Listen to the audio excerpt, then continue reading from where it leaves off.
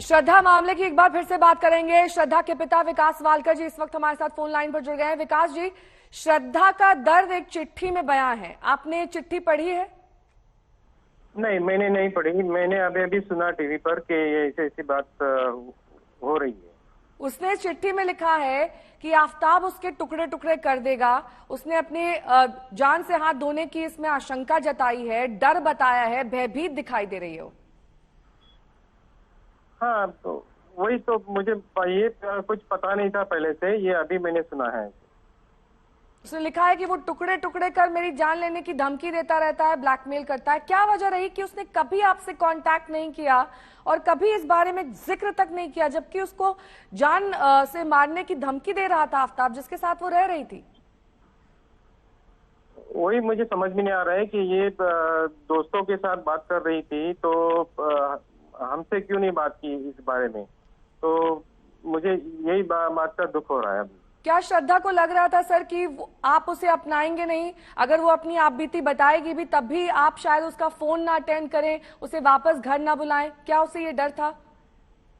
नहीं, मुझे ऐसा नहीं लग रहा है कि ऐसा कुछ होगा। ये जो लड़का है उसी ने उसको शायद डराया और धमकाया होगा, तभी तो वो मेरे पास पहुंच नहीं पाई।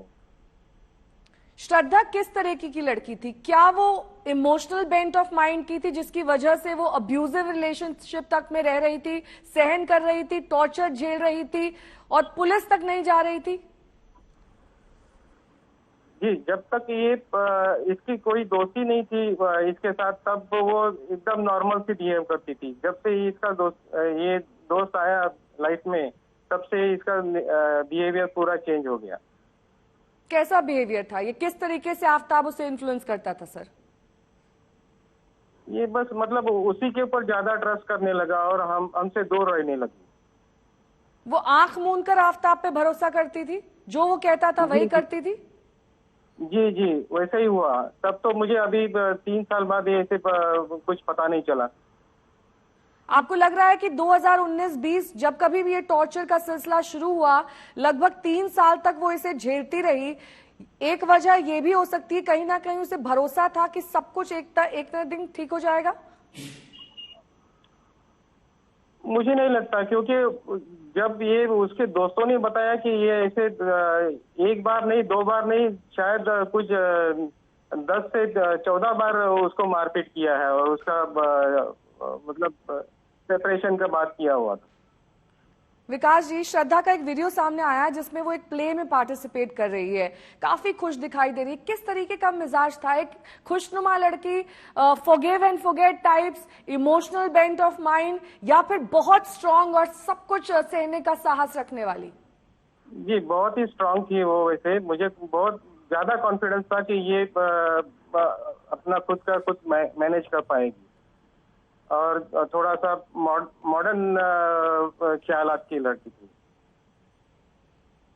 ये जो वीडियो है सर, इसमें दिखाई दे रहा है कि श्रद्धा एक प्ले में पार्टिसिपेट कर रही है, हंस बोल रही है, नॉर्मल सी लड़की, लेकिन वो इतना टॉर्चर सह रही थी जिसके अब सबूत सामने आ रहे हैं। कभी सिगरेट बट से वो उसे जलाता था, कभी मारता था, कभी नाक पे, कभी ठोड़ी पे चोट के निशान देता था, जिसकी उसने उफ तक नहीं करी। ऐसा आपको यकीन हो रहा है कि आपकी बेटी ऐसा कर सकती है कभी?